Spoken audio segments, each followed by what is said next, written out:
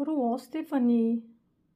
Ще сложа 100 грама кашкавал, 100 грама лук, 2 скелитки чесън и вместо зададената ми рецепта магданоз ще сложа чубрица.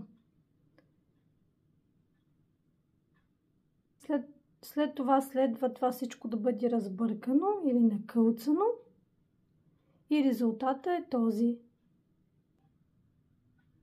След като избутах всичко надолу, както описано в рецептата, започвам да поставям другите продукти. Слагам 400 грама свинска и 400 грама телешка кайма, 4 яйца, 80 грама хляб, мокър, 1 чайна лъжичка черен пипер и около 1 супена лъжица сол.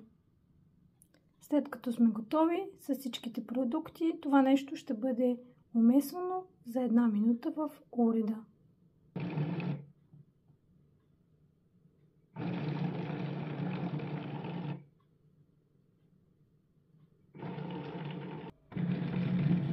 Сместа ни е готова. Сега ни казва, че трябва да го поставим на фолио или на хартия за печене, за да оформим руло.